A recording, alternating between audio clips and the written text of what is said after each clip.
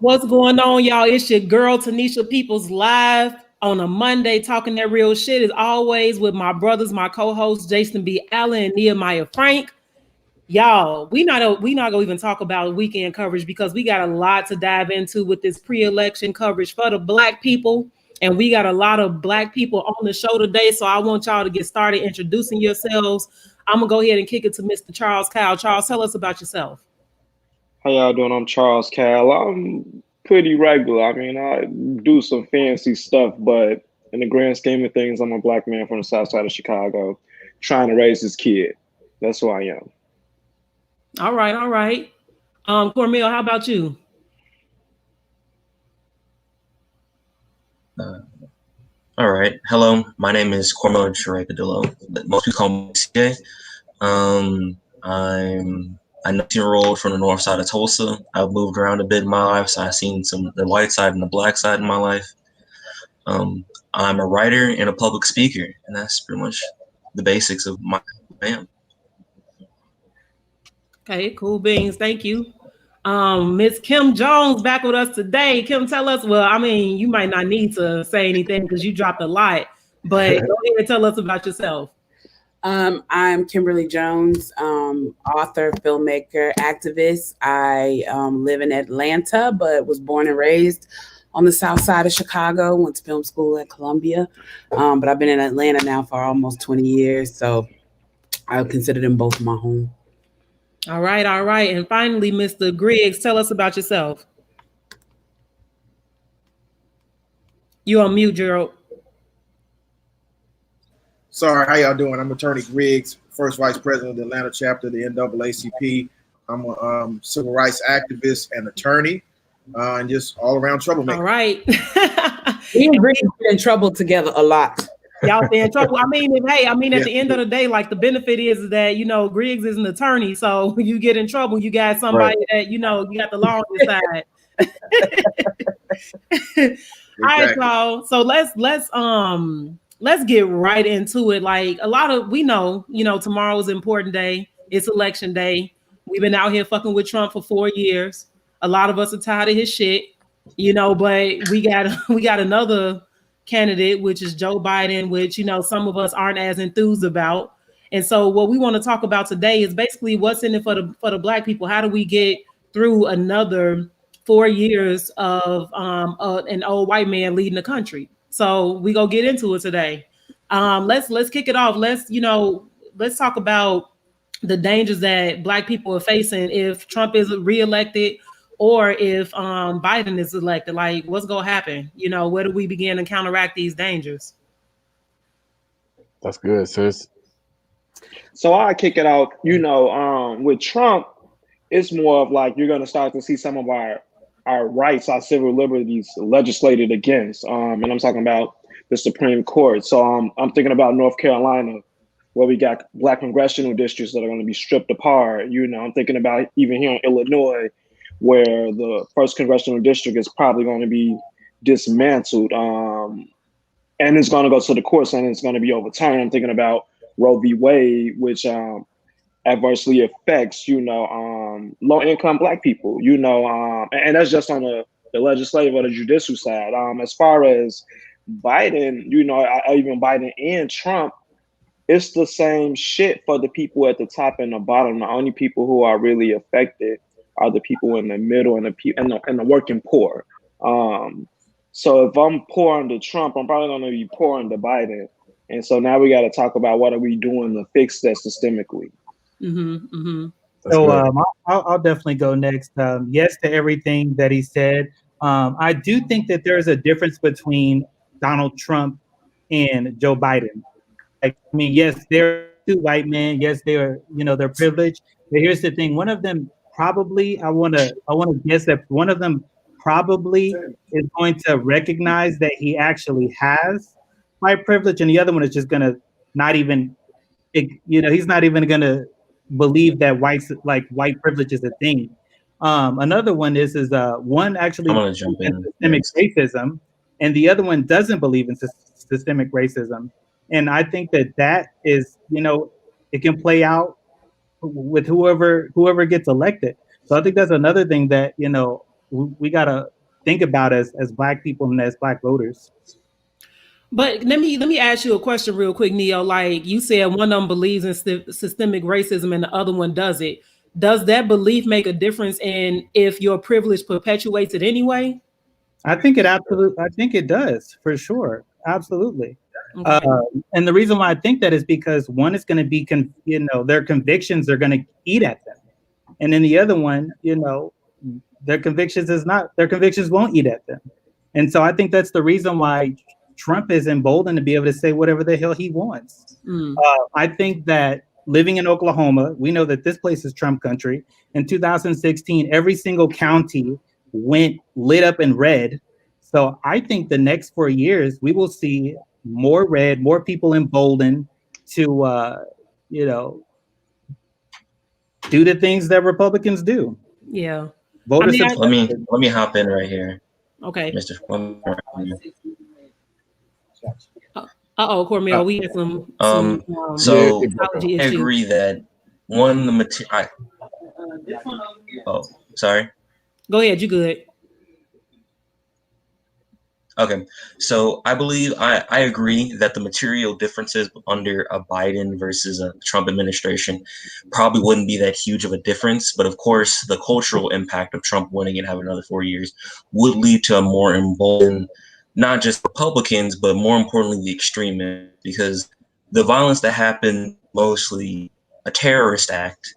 And it isn't just the amount of people who are killed, it's more about the message that it sends to minorities. And we don't want to just focus on just only the Black community, X, other minorities, the LGBTQ community. And under a Trump administration, though the rights of LGBTQ people would be getting even more rolled back through each year. And since Trump doesn't have to worry about a re-election, he could be even more emboldened. But I do think there is a true fact that, like, you know, if you're not excited about Biden, I don't blame you. It's like he's been in politics for a long time. He was one of the original writers of the crime bill. And these things does make it hard for someone who is of the lower classes or who is a minority or a marginalized group in this country to have to deal with this lesser of two evils. But the fact is that under a Biden administration, yes, it wouldn't be as great as someone you may have won like Bernie Sanders or Elizabeth Warren, but it is a still fact that the rolling back of rights, the heightened tensions, the inflammatory rhetoric emboldens people who use it as a jumping board to get more extreme policies and conversations onto the national stage. Trump has changed politics, and Trump won't change the effect he's had on it, but hopefully would to start to revert things back to a state where we can call a spade and call racist rhetoric without having everyone in media jumping down your throat for having a conversation over these issues. That's good. Yeah, I want y'all. Zakia, my sister Zakia is going off in the chat because you know, we work together and she is not a Biden fan. You know, so I want to give y'all a chance to address some of these comments because if anybody wants to. Sis, let me just jump in right quick because I think we moved from the first question too fast. So I'm going to get to the points. The first area that I think Black people are overlooking and not talking about enough is education, where we have had a large number of teachers who have died this year, Black teachers, that no one is talking about. I don't have time to argue about Trump or Biden. I could give a fuck about that. We are losing people's lives. So let me start with that first, is that educators, Black educators are dying in schools. Secondly, healthcare. I have a sister that just had a baby. I have another sister that's getting ready to have a baby. We're not talking about the numbers of Black women who are dying because of poor healthcare legislation and then not having the right people to serve them and make sure that their needs are being met. So that's the second thing, education, healthcare. The third area that we're not talking about because we spend so much time trying to persuade people who are educated and have minds are going to make up whatever they want to goddamn vote for anyway. They're going to do what they want to do. But as a Black community, I think we need to stay focused on the issue. So again, the third thing is small businesses. Black businesses have been hit hard this year due to the pandemic and due to failed legislation from Trump. So again, education, healthcare, small business. I think those are three areas that the Black community can spend more time on solutions as opposed to arguing about Biden and Trump. I agree. I agree. Well, you know, so I do want to like I agree with everything that you're saying. But one of the things that we have to it is a fact that what happens at the national level, what the president does automatically is going to have a trickle down effect on how you know, local politicians decide to run their governments. I think that that's something, you know, that we have to keep in mind. So, like, if this election that's coming up on the 3rd wasn't such a big deal, we wouldn't have people waiting in line for like 4 or 5 hours. So it does affect. I've never ever seen the government as I've never seen a president have so much like so much of a social effect or cultural effect on people that Trump has. And whatever the type of stuff that he does is it's damaging. It absolutely rubs off on, it's contagious. So we still have to pay attention to like what he's doing. Yeah, it's just interesting because I've heard conversation about, you know, it's like they're the two sides of the same coin. One just has his hood off, you know. And so, and I'm not saying you know, at the end of the day, I think that, you know, voting is high this year because everybody again is like, we got to get Trump the fuck out of here.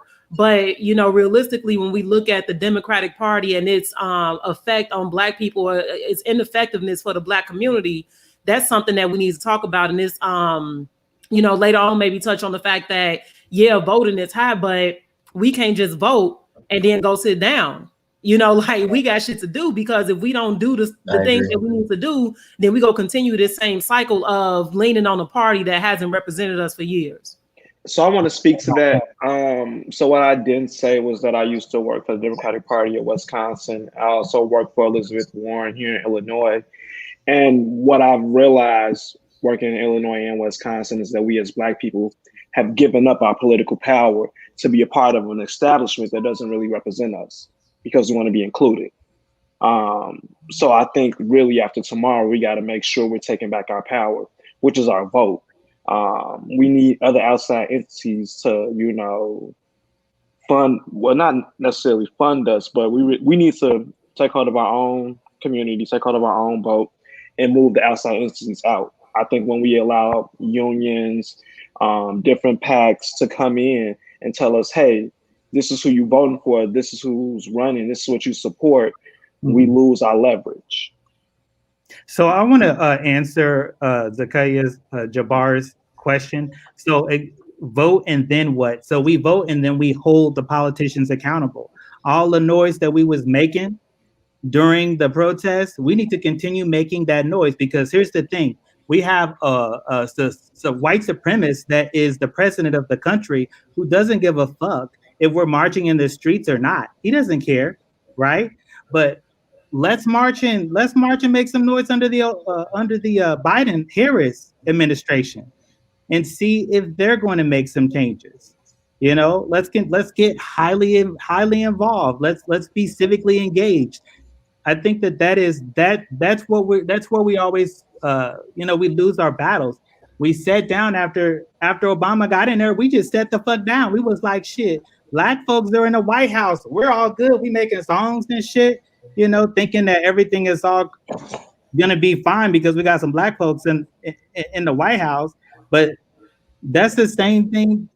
Like, we do that all the time. That's the reason why we do have in Democratic cities Black kids that aren't performing well in school, because we are afraid to hold Black people accountable. That's one, right? Black politicians, because we're like, okay, well, the Black politician is already getting hammered because they're already Black and they're under a magnifying glass.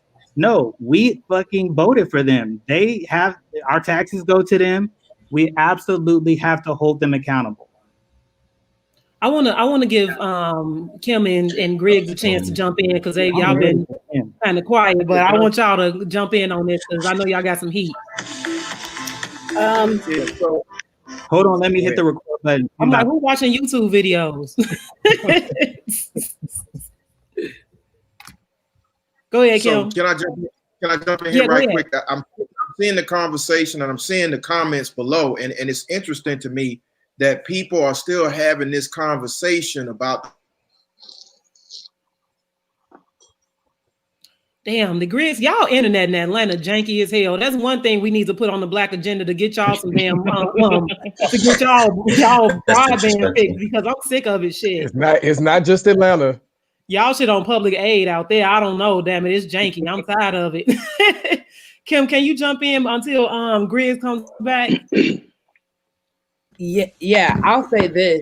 I'll say, first of all, the reason why this presidential election is so critical is because of something that people don't discuss enough, which is the judicial branch. So there are going to be 200 judges that are going to be able to be selected.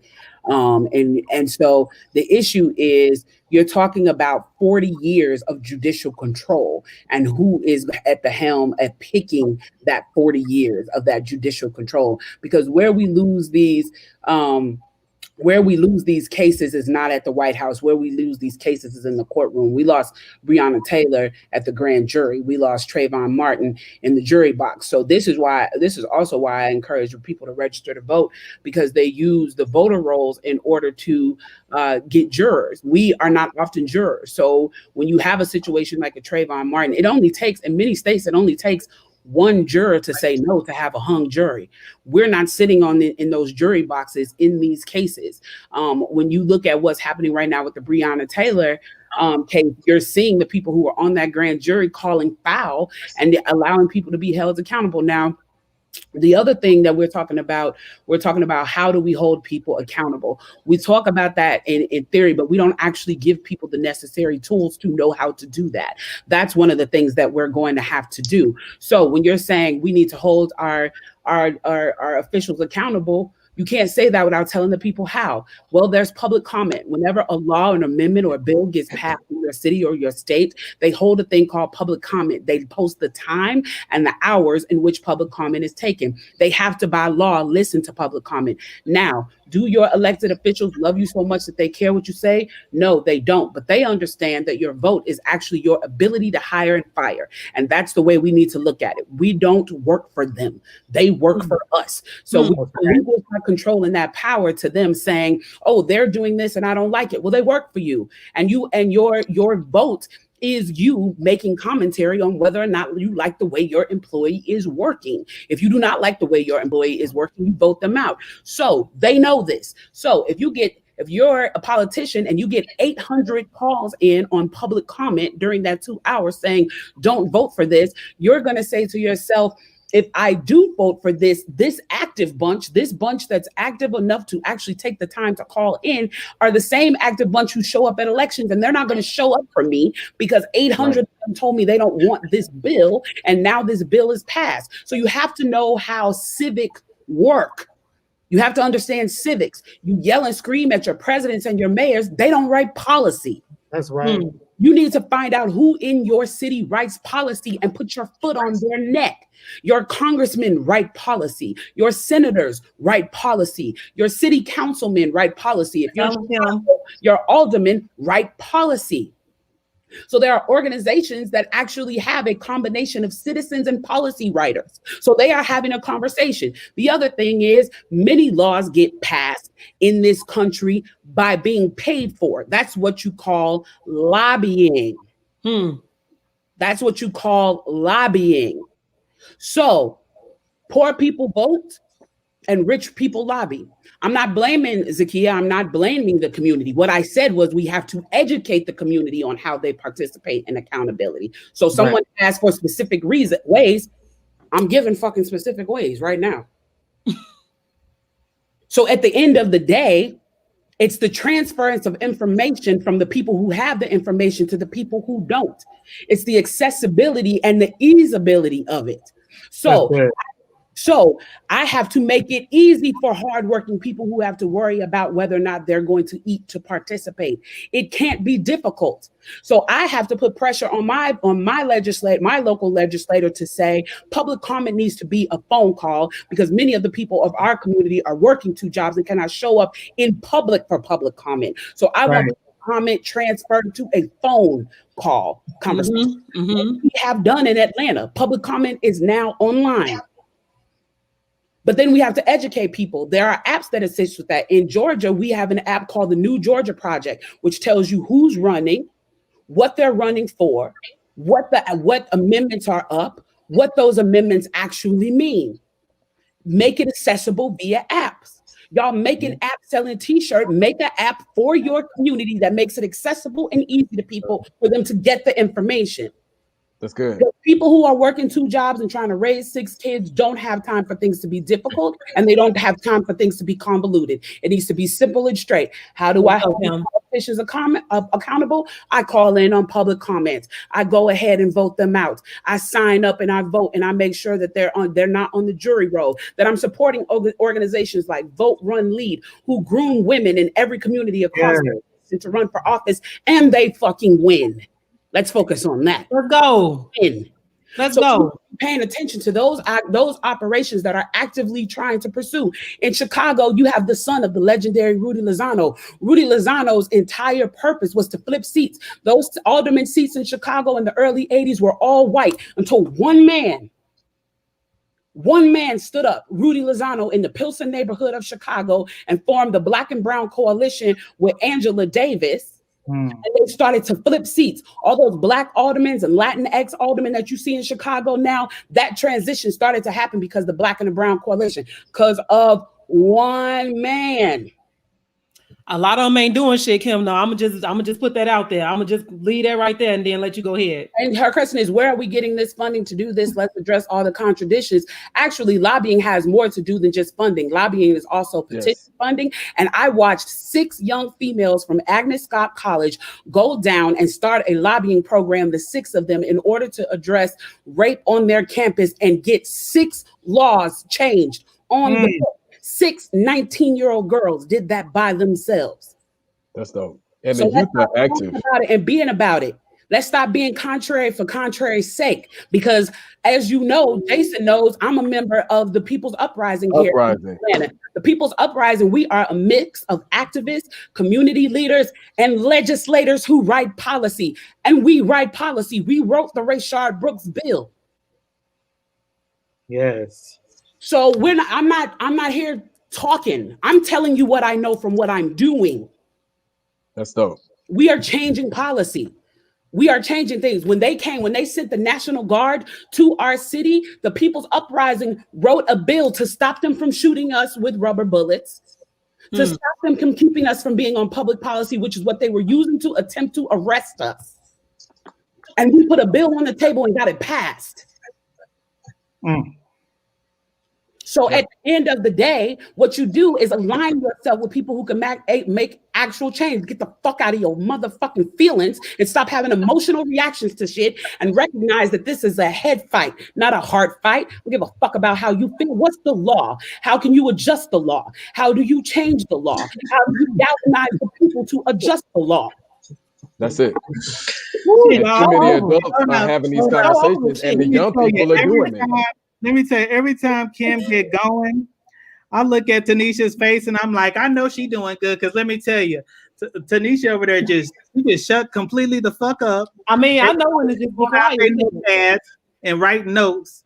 Like, thank you so much for being who you are and letting God use you, letting the universe use you to speak. I didn't see Carmel's face light up. This young man is a national debater.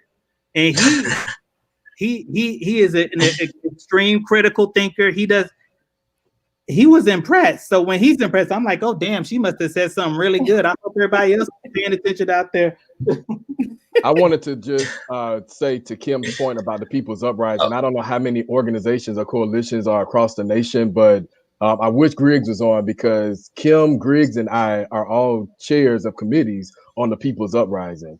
And I think that, again, we waste too much time talking about what's going on, what's wrong, what's not working. We already know this. And this is my frustration with activists, because we're in a network of activists. And we all are sitting up here going back and forth about Ice Cube, Killer Mike. Who gives a fuck? What are they doing? Who are they educating? Killer Mike ain't been in no goddamn school.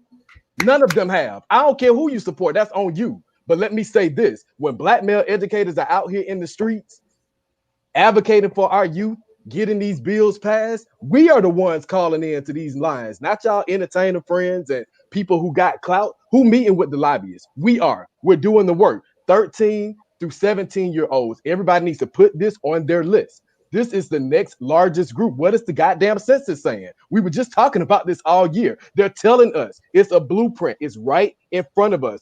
13-year-olds to 17-year-olds right now. Go on the census website. Do your own research because I'm tired of that too. I'm not just going to be dropping everything and I ain't got a dime that shot this way or somebody volunteering to help me do the work. So you can do your own research. Go to the census page, look it up. It tells you this is our target group right here. This is who we're focusing on. These young people, I'm glad that we got a youth that's on here. The young people are saying, hey, these are the issues. What do we need to get done? Oh, we need to call on this number. I had over 100 young people calling the Atlanta City Council that's trying to roll back the work that, thank God, Griggs came on right on time. The work that Griggs is doing with his committee with EDU. They're trying to roll back the legislation that we all have added input in to write. So the young people are calling, the young people are organizing, the young people are reading. We don't have enough adults who are reading a blueprint. I'm tired of seeing y'all Facebook posts and your social media posts about, oh, Biden this and oh, Trump this. But what are you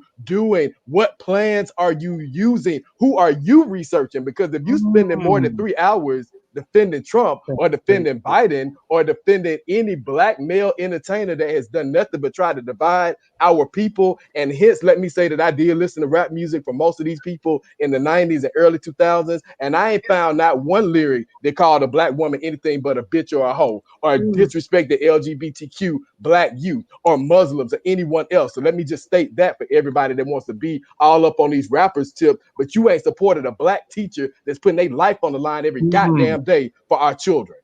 Damn, Jason, you feel away today? I do, because I'm sick of goddamn black educated people doing this. Y'all ain't doing nothing but this. And our children dying in the streets. These seniors are dying in the streets, marching for us. And we sitting on here with the luxury to be on social media talking about some, oh, well, I like this person because they gave my organization $100. Or, well, they trying to do this. They're not trying to do shit. The plans don't even talk about education. Let me meet myself. But I think it's important because this has been a hot topic of conversation in our community lately to touch on the black entertainers that have been meeting with Trump and, meeting with Biden and stuff. And I want to ask, like, are we being hypocrites? Because it's like we shit on Ice Cube and them, but we praise Cardi B and them, for meeting with Biden. And so it's like we got this cancel culture within our community that says that if you talk to certain people, you out, but if you talk to certain people, you good. When at the end of the day, it looks like to me a seat at the table. So I think we need to address that because we canceled Lil Wayne this weekend, and Lil Wayne, he's been weird for years, but it took this for us to cancel him. So what do we got to speak on that? This cancel culture and this hypocrisy when our entertainers meet with elected officials. What y'all think? Well, let me get back to what I was trying to say before my internet went out. And I'm watching these comments, and it's interesting watching them. I think so. Hold on, go Griggs. Griggs, go ahead, and then we go get Cormel. Okay, yeah, I'm watching these comments, and it's interesting watching the comments. As somebody who's on the front line, somebody who is in the criminal justice system. And let's just be clear, there is no lesser of two evils. There's only one person trying to pack the court with conservative justice that are going to roll back every single right and every single privilege that we've been fighting for the last 401 years and 50 years for the soldiers that have been on the front lines, meaning my mentors, John Lewis and Dr. Vivian and Dr. Lowry. So I really don't want to hear what you got to say from the nice bubble of your phone or your computer screen. It's only two people on this particular call that have marched and been right in front of armed National Guards with the M16s and the pepper spray cannons and all that other stuff. So it's real out here, and we can't really deal with another 4 years of that. So that's where I'm coming from, and to be going to the prisons. I've been to every prison in Georgia. And for the prison industrial complex to continue to roll the way it's rolling, it's going to continue if we're not having the conversation with the policymakers. And people ask the question, how are we going to hold them accountable? The way we always been holding them accountable. For the last 4.5 years, we've been holding folks accountable. That's why it hadn't gotten as bad as it possibly could get. So we don't really have a choice here of whether or not we're going to vote or who we're going to vote for. again, I don't like either one of them. But I Yeah. know I can hold one of them accountable, and the other one, he's got to go. So the short answer to your question, with the entertainers and the athletes and the people that are speaking for the black community, if you are disconnected from the black community, you don't get to speak for the black community, period. That's If right. you're not doing the work on the ground, I'm not talking about going on shows, pontificating about what's happening in the hood. I'm talking about being in the hood and having conversations like we did on Saturday and Sunday, where we were knocking doors in COVID, trying to have a Come on conversation with now. black men about why they're not voting. That's what it's all about. And so right now, where I'm about to mobilize the 40 underperforming precincts in Fulton County for tomorrow, let's have a conversation about what November the 4th looks like, not only for holding the president accountable, but holding the governor accountable and holding the mayor accountable, because it's all happening in tandem. So that's Right. what the conversation needs to be. Otherwise, we're going to leave a world in a worse situation for our babies than the one we inherited. We have gotten way too comfortable. We believe that we can just tweet, or we can just make a comment on social media, and that's enough. Now we got to put boots in the street, on the ground, having conversation, making a way for the babies, so that we get the world that we want to see for them. That's right. All right. So thank you, Yes, Griggs. We're sir. glad that you back. Jesus got you on the main line, and we happy. We are so Yeah. happy because y'all be struggling in Atlanta. I'm gonna get off y'all internet though, but do y'all want to get back to this conversation about this cancel culture, or do y'all like? I think it's important that we touch on that. Hey, sis, Cormel, I think had Yeah. something he wanted to say. After My bad, Griggs. Cormel. Go ahead. Yeah, I was gonna say that the interesting thing about, like 50 find that people get confused about is that, like, you can be black and have a different opinion, but the point is that Lil Wayne and 50 Cent allowed their class as rich black men to override their identity in this world. Because no matter what, just because you can get money doesn't mean you're not black. I mean, look, going to Trump, I don't care what Trump says, it's about what he's done. And it isn't about being brainwashed or black people being a subservient slaves to the Democratic Party. It's about the material conditions that happen if you vote for a Republican versus a Democrat. Voting for a Republican as someone who's Latinx, black, Asian, any minority, LGBTQ, means you're voting against your interests, because that's the party that's going to fight against your rights.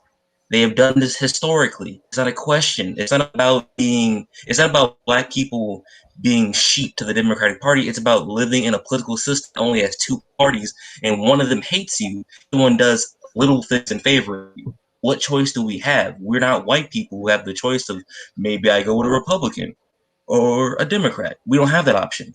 We haven't had that option since the 1960s, when the political realignment happened after the Civil Rights Act. It's not a question. Yeah. Charles, I want to get you in on this. What do you think? I mean, well, we as a people, we as black people lean conservatively. And I think that oftentimes we try to just gloss over that.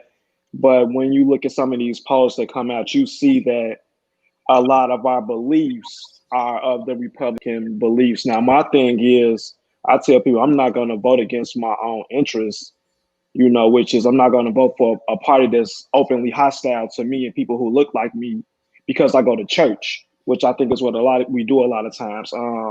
As far as the council coach, I mean, who the fuck is Cardi B to speak for me?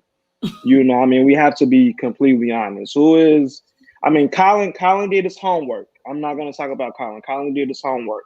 But when we talk about some of these other people, I really just think it's more so people are going along to get along. They're doing what's trendy. They're doing what they think is the right thing to do without really doing their homework. Now, Kanye, Ice Cube, the people who went the GLP way, we're castrating them. But I looked at the platinum plan. I looked at what Ice Cube presented. I really think when we talk about, like, do we want to sit at the table? I mean, okay, the CBC for 4 years didn't meet with the president of the United States.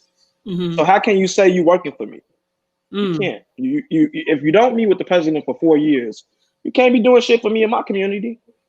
He can't be that hostile, which he is. This president is that hostile, but you never even want to sit at the table. So how are you going to advocate for me and my community? I just don't think we can. Yeah, yeah. What else? Anybody else wanna hop in on that? I just wanted to move on to the cancel culture question. What'd you say? Which question, Kim? Cancel culture. Here's my thing about this. This is very unpopular opinion, but my issue with cancel culture is it doesn't create a space for development and growth. We say that we want to hold people accountable and that we want them to, that they should be doing better, but there's no actual space for people to do better. And so that, me, is what cancel culture says. Like, you made some type of faux pas, you did something wrong. People act as if though they think the person's supposed to die the next day. Like, you no longer supposed to exist. You no longer supposed to work. You're no longer supposed to have any space in order to do the growth and development that we claim we want to see you do. No one reaches out to people for correction. No one actually opens up a dialogue and a conversation.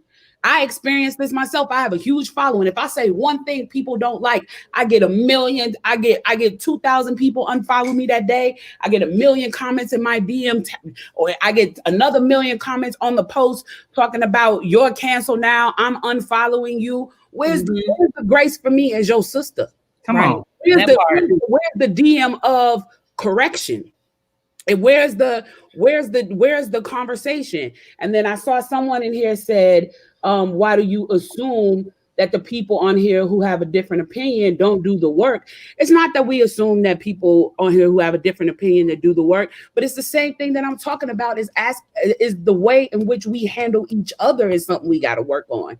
You can have a completely different opinion of me, but guess what? I'm Black and I'm from the hood. If your approach seems aggressive, I'm just as traumatized as you. I'm gonna have an aggressive response. Yes. But if I feel like your approach comes from a place of love, of like, hey sis, I hear you, but I think it's some things you need to know. You need to grab this video from Claude Anderson and you need to get such and such books. I'm telling you, it'll change your mind after you read it. Hit me, let's talk about it. That's productive. Right. You're gonna get a productive response from me that's gonna say something to the effect of like, all right, Queen, I'm gonna have to check that out. DM me real quick and tell me the name of the title so I don't forget it. But if your approach is like this, nigga, I'm a hood nigga. My response is gonna be like this. Come on. You gotta breach though. But at the end of the day, as your that's the part that we have to work on, is offering each other grace. Yeah. And offering and having patience with each other. And showing each other the saying that I say that everybody knows me for, that's infamous, is you go to McDonald's 100 times and the ice cream machine is down. You still go back to that McDonald's. Yeah. And you still hope that one day that ice cream is gonna be there. And you give them the space, but you go to a Black business and they ain't got napkins and you ready to go to Yelp and you telling everybody don't eat there. Why you don't go back the next day and get that sister some napkins? You know she in a community that's red line, that she didn't get the same as her white counterpart. You know she didn't get a loan for that. You know she started her cookie shop with her 401k, so she don't have enough money sitting in the bank account to keep her in the black until she starts to turn a profit. So she don't have napkins because she's relying on her day-to-day sales to survive. So you go to goddamn a warehouse somewhere and get a case of napkins and you take them to her. That's good. That's good. So I just want to speak on something that someone just said in the chat, Zakia. So Zakia, what you said, we don't have like the independent political apparatuses, and the truth is we don't. We have to build it. You know, so I don't know who said it, but like we can't depend on the Democratic Party to do shit for us. I'm at a loss that we keep going back to the same conversations, and this is why I'm so irritated.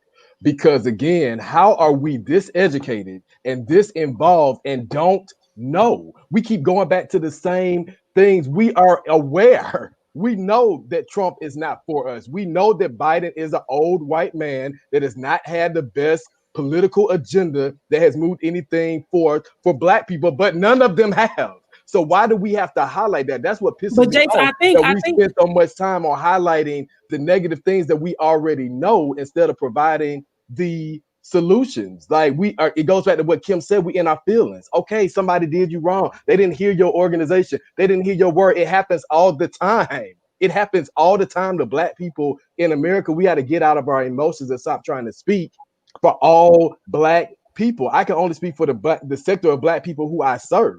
I'm not serving wealthy Black people. I'm not serving rich Black people. I'm serving Black people who are in poor communities who need help. I'm serving the working poor. I'm serving those of us who are hanging on by a string to this working middle class. So that's who I'm speaking of. And I'm not speaking for all of them. So I think that we need to go back to our, basic, grammar. Like pronouns are important. All, some, a few. I'm speaking for the people who I'm supporting, which may be small in number. It's not all Black people. It's not all Democrats. It's not all Republicans. It's not all Christians. And that's why we keep having these fights going back and forth, because we're trying to get our thoughts out there and our opinions out there, and it's representing a whole and not some. So yes. But I think one of the things is, because I said it too, is like, why do we keep talking about how racist white people are and we know they racist as fuck? Like, let's move on from that. But I think too, with the understanding of where we are today, as far as the importance of voting and the importance of overall civic engagement, we have to have these conversations, because we still have a lot of people out there that's like, the Democratic Party represents Black people. I'm gonna vote blue all the way down the ballot. I'm not gonna consider any other candidates, things like that. I've had so many people in my family and outside of my family ask me, who do I vote for? And I hate that. Like, yeah, I'm the person in the family that does the advocacy and I'm in the politics and shit like that, but I want you to have your own mind and do your own research. And so we have to have these conversations for those people who aren't as engaged as we are. So it's that education and it's that engagement piece too. But yeah, we don't have to keep talking about how racist white people are, because we know that. But we need to talk about these parties that aren't representing us. And the fact that as a community we've trusted Democrats for generations, and now it's time to either develop our own party or hold their feet to the fire. Right. So one of the things that I like that Charles said just a few minutes ago is he had said that we have to build our own our own tools, our own vehicles to be able to help get our people civically engaged.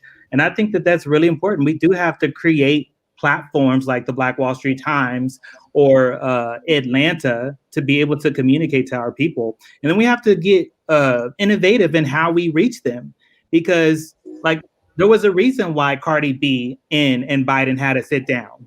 And it was to speak to the people that like Cardi B, right?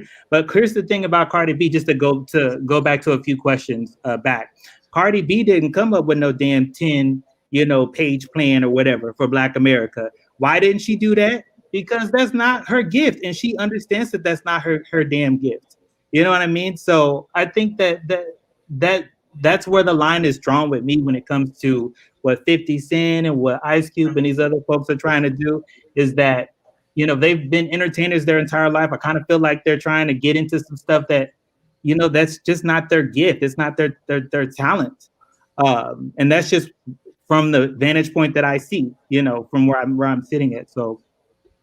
And I think this is in connecting these two pieces, so we can kind of move on to the next topics. Is that what Kim said about cancel culture? Like, we have to be mindful of the positions, the varying positions that we have as Black people, and not dismiss, but also as activists and advocates and educators, have those conversations to say that, okay, well, you heard this from Lil Wayne or you heard this from 50 Cent. Let me tell you what the real deal is. So connecting those two pieces, so we won't dismiss Black people that, we can use later on down the line for something, but also, again, keeping that education and engagement connected to our community so that they know better.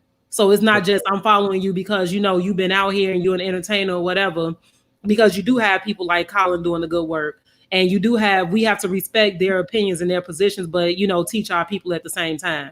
Y'all agree or not? I completely agree. And if you think about what LeBron James is doing, I think these types of people are they're consistent with their advocacy on their platforms, right? They're consistent. They're not rolling up last goddamn minute telling people to vote, 5 damn days before the election. These people are consistent. And so those are the type of entertainers and professional athletes that I think they're totally team Black poor people, right? Or Black middle class folks. And if you think about like the way that 50 Cent and them, I've never even heard of them being civically engaged or involved in any type of social justice, movement. I've never even heard any of them say Black Lives Matter. Hell, but LeBron James, and a lot of these other, the Kaepernicks, they have been consistently advocating for Black lives for who knows how long. I mean, you just go do their Twitter feed, you could see who they are. Well, I will say this. I see Zakia saying that, and I will agree with her. I'm old. I'm not young like y'all. I will say that despite whatever happened with this last debacle, Ice Cube is someone who has consistently been an advocate for the Black community, and he consulted Dr. Watkins and Dr. Claude Anderson on that plan. That was not a plan that he sat down and wrote on his own. That it's very similar to the plan that Dr. Claude Anderson has been talking about for 40 years. I felt like it was an issue with timing, empowernomics, and some things like that happened with the conversation with Cube. But Cube has been an advocate for his community long before it was a popular thing to do. Were there some issues with the rollout? Yes, but what a lot of people don't realize is the rollout actually came back in like July. He rolled out that plan in July. They started to have a conversation about it in the last like week or so. Yeah. Mm-hmm. Well, thanks for educating me about that. I didn't know that about his past. So we got a lot of stuff to cover in a short amount of time. I think that Cormel wants to say something. Oh, go ahead, Cormel. We go lay hands on y'all internet in Tulsa too, because I don't know. I guess the whole South struggling. I don't know. Yeah, they still got y'all under the system. Well, everybody under the system. But go ahead. I'm sorry. Let me shut up. Go ahead, Cormel. I'll make it quick. I think I agree with Ms. Jones on cancel culture. Really, is that it doesn't make an environment of learning, because if you get immediately canceled for something you did in the past or something you did recently, how are you supposed to learn from that experience? For a lot of people, galvanize them and push them farther to the wrong side, because typically it's the right who makes the rhetoric of that the left and that minorities are very cancel culture and very militaristic on these issues. Furthermore, I don't really think that cancel really works, because originally using the power of the many to fight against people who are powerful, and rich white men, rich people who have a lot of followers and are a lot of power, don't get harmed by canceling, because there's a lot of people who just overlook the problematic things that they said. It may hurt them financially, but I mean, they still got money. The people I believe cancel culture really hurts are the people who don't have a lot of power already, because the followers and the people supporting you right now, if you only got a few thousand, they mean a lot more than someone who has tens of thousands or hundreds of thousands or money in the bank already, which is what I'm afraid of, is that, up and comers or people who are just getting into politics or people who've been in the community for a while but aren't that huge, they step on the wrong thing, or something comes up in their past, or it's opposition research that happens against them, and then all of a sudden they get dropped without looking at the entire package of the character. But that's my 2 cents on it. Good job. Yeah. And so if we could stay here for a very hot second, so we got a lot of content to cover. Cancel culture when it comes to Black men now, because I've seen a few statuses saying cancel Black men for their decisions around wanting to support Trump and not wanting to vote. I don't know if y'all have seen that lately, but it has been circulating on social media. And Jason, I know that you felt the way. Jason and Neo, y'all made a few comments and felt the way about it recently. Let's talk about that. This cancel culture of Black men. Hey, have y'all been in the barber? Like, I know it don't look like I've been in a barber shop, but when I've been in the barber shop, they really talking about voting for this man. Like, and I've been confused, and I'm trying to figure out, like, what's the play? Like, what is he saying? What is he doing? Are you hearing something that I'm not hearing? Did he say something that I didn't? I mean, I got one of my guys I ain't seen in 5 years came to my house the other day, 11:30 at night. I was like, man, I'm voting for Trump. And he stood on it. And I was confused, perplexed. And I could have gave him my damn talking points, but I didn't. I was just like, tell me why you voting for this man. And it was so flawed. I mean, it was like some of the most misguided, misunderstood, and stuff that I've ever heard. And at that point, I was like, bro, you know, you're gonna vote for Biden because I work for Biden. You know, I'm not gonna even tell you why you're gonna do it. This why you gonna do it because you my man for 20 years. But when I go to the barbershop, I'm hearing it. And so I just like, what are y'all hearing about this? But you know what? Some people's reasoning is because he's invested in HBCUs, because he's pardoned some people from their prison sentences. I personally know somebody that, you know, was pardoned or whatever. So that's some people's reasoning, but is that enough to cancel, or, you know, is that why are we talking about canceling black men who support Trump? Well, let me talk I about think what we I should. learned. Oh, I was Go gonna say, ahead, let me tell you Griggs. about what I learned walking through the community, particularly the west side of Atlanta on Saturday and Sunday. Many of the men feel disengaged from the system completely because no politician goes to their community and has a real conversation or engagement with them. And as much as I hate to admit this, Donald Trump is actually engaging with black men and having a conversation. Now, that's not to say I'm gonna vote for him or want anybody to vote for him, but he's having a real conversation. And when you look at the other side, they're just saying vote for us because you voted for us for 40 years. And Mm. so people want tangibles, they want takeaways. And on the Trump side, you can actually point to a few things that he's actually doing or done. Now, again, it's warped and misguided because I can point to some other things that he's doing, namely them closing the civil rights investigation into the death of Tamir Rice. That points to him, you know, just playing with people. But I think, and this is the conversation that I've had with the Biden camp and others, you have to meet people where they are and engage with their needs. And when you just ignore people, this is what happens. It opens the door for your opposition to give people peanuts, and then they go vote for them. Mm. That's right, Griggs. That's real. I think that I think that's I completely agree with you, Griggs, that you got to meet the people where they are. You got to give them tangibles. Mr. Allen talked about we got to focus on the policies and tell those people what we're going to do for them and actually get out there and do it, right? I think this also, another side of that is that, you know, as Black, we live the realities of being who we are, but, you know, giving people the information and the hard facts about what Trump has done. Because the thing is that if you don't know what Trump's done, Black or white, it is easy for him to lie, because he had been lying in the 2016 campaign about being for the working man, and the working man will never be forgotten again, while Hillary Clinton was talking about America's great already. And that's not to say that Trump is better than Hillary Clinton, but the point is that he was able to jump into that soar of like, this country's not working for me, and who don't know about all the other things that he's done or don't know about the real damage he could possibly do are susceptible to lies, which is why I think that Rick talking about issues and talking about actual policy, like Mr. Allen said, is the key to getting those people. Is that, you know, look, we know Biden is boring. We know that Trump is in your ear whispering to you, but you got to look at the fact your material reality is not going to get better by voting for Trump because he did one thing in a system that hurts millions. Come on now. Tell him. Preach, young man. Tell him. Yeah. So with that, if we could jump, this is a big one, y'all. If we've been talking about how neither one of these parties or any of the parties out there represent us, and we've been talking about a Black People's Party, and we've been talking about our own infrastructure. How do we make this stuff happen in a racist country, in a capitalistic country? How do we do this? How do we build this party that then builds political power and infrastructure within Black communities so we could be self-sustaining? How do we get there? First off, let's kill this narrative real quick. Black people have the highest spending capacity of most of people. So we talking about what, $3-4 trillion that we spend.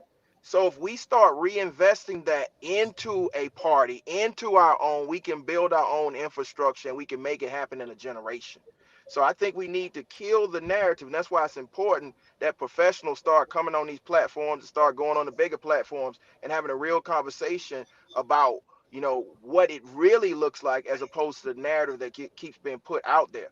We have the ability, the economic capital, if we focus it in the right direction, to build our own party and to demand our own results from politics. And that's what we are missing. I've listened to Brother Claude Anderson. He has a great plan. I've read Ice Cube's plan. I actually agree with many components of the plan, but we have to implement it in our own communities, starting at the local level, holding mayors and council people and aldermen accountable in these cities so that we can show that we have this infrastructure and this voting block that will force them to bend to the will of our politics through our own party or through taking over one of the other parties. Because again, the Democratic Party's base is black people. So we already got a party. We just have to take the leadership of the party and focus it in the right direction or replace them with people that will. Come on, Griggs. You better say that. Who next? I think that at the end of the day, we have to become more insular. We have to take a note from the Jewish community, from the Asian community, and we have to become more insular. Dr. Claude Anderson talks about the fact that we don't have built out communities to support ourselves in the time of turmoil. So we don't have communities that function like Tulsa functioned in the 20s, like Rosewood, like we had in Wilmington and parts of Louisiana and Bronzeville in Chicago, back in the early 30s and 40s. And so that's part of how you lobby and position your power, is have a strong infrastructure that can be the root for that. So when you talk about some of the things we have to do, yes, there's tons of political stuff that we need to do in terms of changing out judgeships, legislation, all of that. But what we also have to recognize is that our issue as a nation of Black people is not monolithic. Everybody keeps saying, what's the thing? Well, there isn't the thing. There are the things.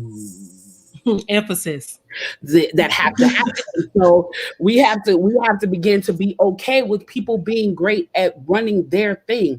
That's even good. When you get down to the environment, the environmental disparages affect us the most. They are building the places that are killing people with cancer in our community. Let us not forget Flint. Flint is an environmental issue. You know what I mean, in terms of the water. So we need to support the organizations and the activists that are working in environment. We need to support and function the ones who are working in healthcare, so we combat things about the death rate of Black mothers when they're giving birth. We need to support our education system. America is one of the few places that has an educational caste system. We educate based on property tax. That's a caste system. So if you wealthy, you get a good education. And if you broke, you don't. I went to a school that had fallen in ceilings and where I had to scoot next to somebody in class so we could share a book. You know what I mean? And when I got to high school and got to go to private school, I was like, what is this world where this is my book that goes in my locker that I don't have to share with the person sitting next to me? So we have to recognize that there are all these components happening. There is not the thing. So we have to be working in multi-tiered fashion and supporting it. But part of the main thing of that, I go back to it again, is we have to do some, as me and my sister Queen say, some revolutionary healing so that we learn how to better interact with each other. I mean, there are lots of things that need to happen, but the trauma of Black people informs how we implement these plans. Yes. So we need to attack the trauma. Yes. Simultaneously, while we're working education and economic infrastructure and healthcare and all of those things, we need to address the trauma so we can function better as a collective. And y'all can come every third Sunday to Revolutionary Healing with me, Queen Yanaja, Shar Bates, and Christopher. I agree. Plug it. That was a plug. So I think, and we talk about building our own. That happens, obviously, Kim, you talked about trauma, but that also happens or you eliminating trauma or trying to reduce the trauma, but that happens with education, right? Exactly. Education within the system and education within our communities. And so I just wanted to touch on this topic real quick before we close out. What do y'all think about, if Biden is elected president, about the choices of, or the candidates that have been thrown out there as Secretary of Education? Because we know that education is trash as fuck in this country too. And so we'll have to hold the Secretary of Education accountable as well as the president accountable for our black kids and, start building our own, too. But what do y'all think about the candidates that have been thrown out there so far? I know that one of them is our CEO of Chicago Public Schools, and that's Dr. Janice Jackson. And I had this conversation the other day on my Facebook feed. Charles, you didn't get in on that. Well, you did. We talked about it via text message, but yeah, I just want to talk about it because I Betsy DeVos, anybody, like I said, Mike Tyson would be better than her. We can get a goddamn bear in office and he'll be better than Betsy DeVos, but at this day and age, we definitely need somebody that's really about the education of our children, the quality of education. So what do y'all think? Or what, even if you're not talking about the proposed candidates, who do we need in office at a federal level? What kind of person? Well, here's the thing, and this is what I kind of want to lead people on. I know we're talking about federal politics. I know we're talking about federal politics, but my question would be, how many people have gone to the last local school board meeting, or active in their PTA, have been to their last city council meeting or the county commission meeting, because those are where the decisions are made. Yes, the federal government pushes funds into the federal Department of Education, but it comes down to the state board of education and then the local board of education. So we have to start from the ground, from the grassroots. And I can count how many people were with individuals at the city council meeting that I went to last week down in Glenn County, or I went this past week in Cobb County. We got to make sure we are doing the work on the local level, and it will flow up to the Fed. So I'm not really concerned about who is the Secretary of Education. I'm concerned about how we holding people accountable at the local board of education for the funds that are coming from the Fed. But Grizz, I just wanted to jump in real quick because this goes back to what Kim was talking about earlier about, being able to phone in and do public commentary. I know here in Chicago, our school board meetings are at 10 o'clock on Wednesdays. So it's like most parents are at work. They can't attend that shit. And so when we talk about holding people accountable, we need to have pathways to help to hold them accountable. So that's that reform piece at the grassroots level going up so that we can have a seat at the table when we're available to do so, or make it available for us to have a seat at the table to voice those concerns. I just want to throw that out there. But I feel you though. Yeah, I don't know about Chicago. Yeah, I don't know about Chicago, and it sounds like it's messed up that it's at 10 o'clock in the morning. But most of them down here are after work, or they're held virtually, so you can come in virtually. I know the city of Atlanta city council meeting is virtually, and so people can attend. We all have these cell phones. Let's be real. Everybody's pretending like they're at work, but they on their cell phones swiping and going left on Instagram and Twitter and all that other stuff. You could drop into the city council meeting or to the board of education meeting and make sure you understand what's happening in your local school district and your local school system. Facts. Did anybody else want to jump in on this topic before we head out? I think Greg summed it up very well. Like, we got to start, at home and then work our way up.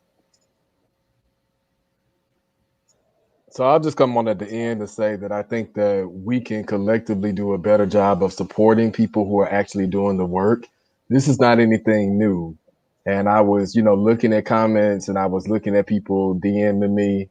And trust and believe I am completely fine, because anybody who knows me, and especially TPU members, know that I'm gonna be doing the work regardless, because I've been doing it since I was a 5th grade student at FL Stan Elementary School in Atlanta, Georgia. So I'm saying all that to say this: support goes a long way. Everybody on this call is doing work in their own right. So follow us, share our work, share the things that we're doing. We don't do enough of that collectively. From the things that I've seen on social media and just, in the public, we have had great people that have been running for office. Chris Brown was mentioned earlier by Kim. Chris Brown is one of my classmates. That brother has been doing engagement since we were kids. Yep. And he has ran for public office, and the people didn't even come out and support him. But let me tell you what they're doing. They calling him now when they need food. They calling me when their child can't read. They're calling us, right?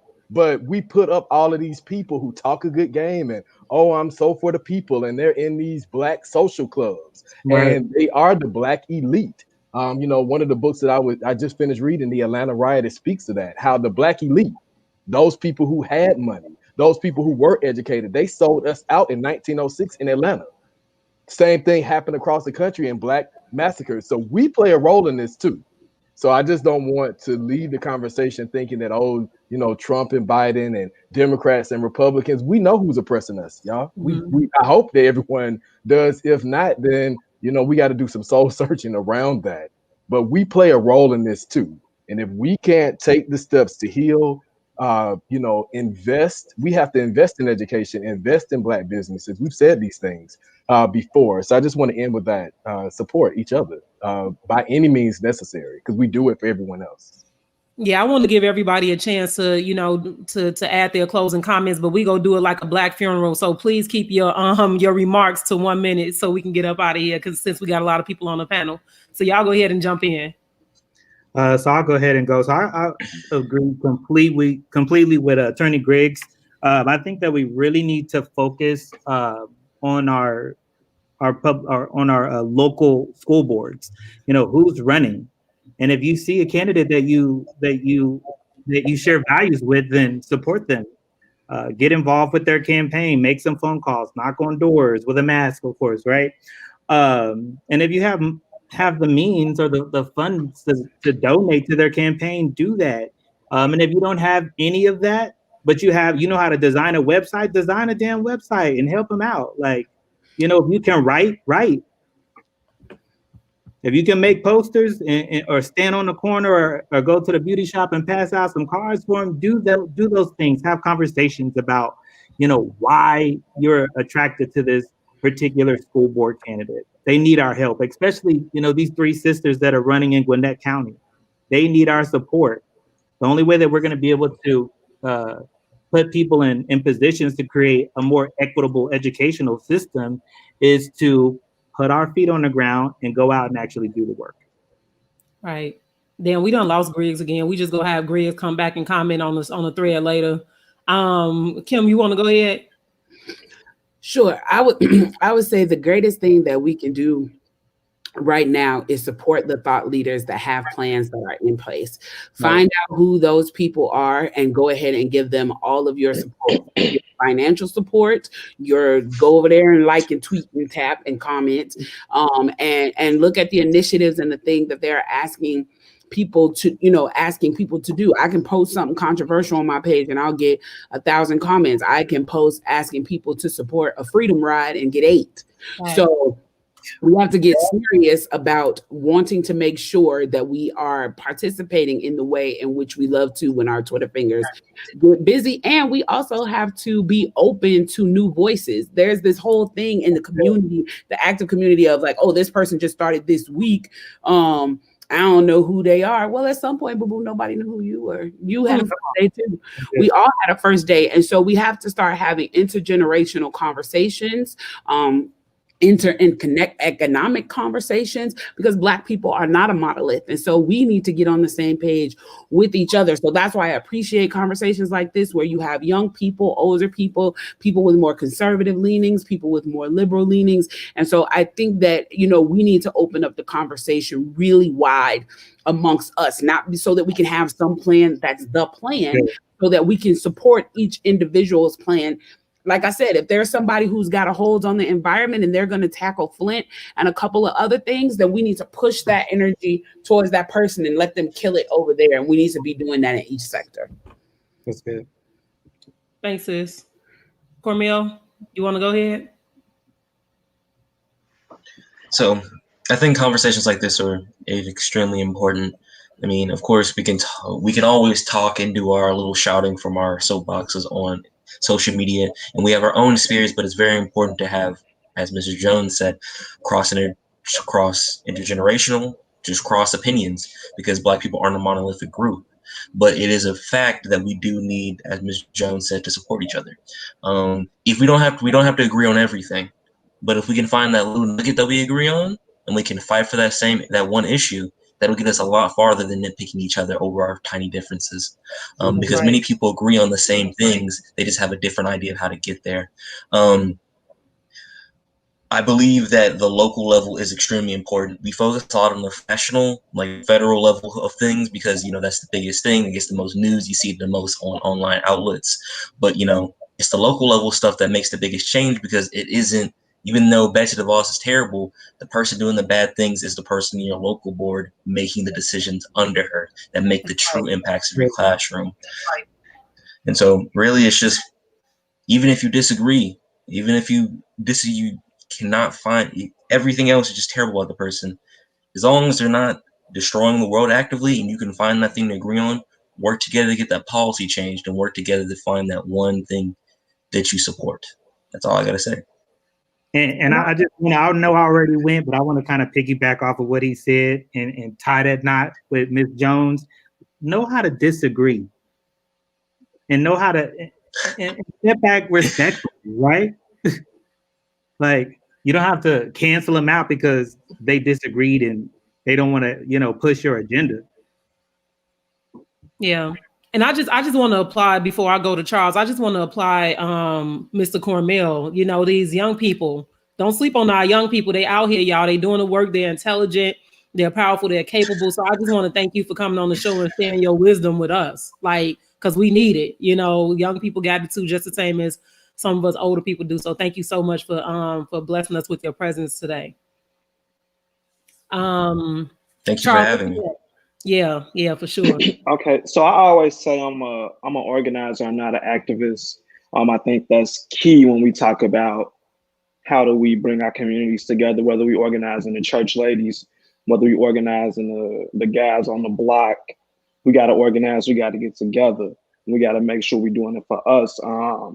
And then I'm a big Ella Baker fan from SNCC, Student Nonviolent Coalition. So what she always said was, a strong people don't need a strong leader. So when we talk about the Cardi B's, the Ice Cubes, the whoever the hell you want to name, if we as a people are educated and we know what we want, we don't need these, God-like deity figures to say, this is who we're voting for, this is what we're doing.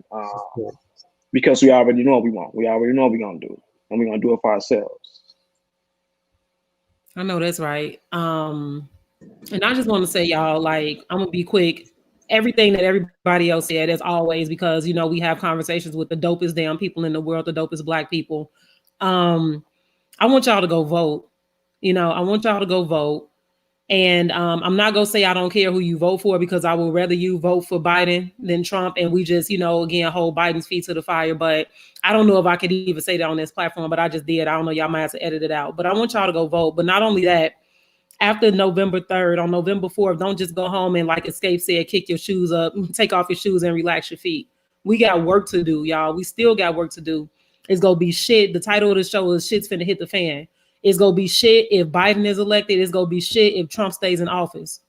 That shit is coming back on us. We got work to do as Black people, and we cannot sit back and just let that work fall to the wayside. So do what y'all got to do tomorrow and beyond. All right? So with that, y'all, we are out. Talk that real shit. Thank y'all so much. Thank you to our panelists that came on today. Y'all are dope. I love y'all to death. Swear to God. I swear to God, I love y'all. We go pray on the we go get the church mothers on the line to pray on the Atlanta and Tulsa internet bandwidth. And also, and besides that, y'all do what y'all gotta do. Have a great week. Have a peaceful week. And we love y'all. We'll check y'all next time.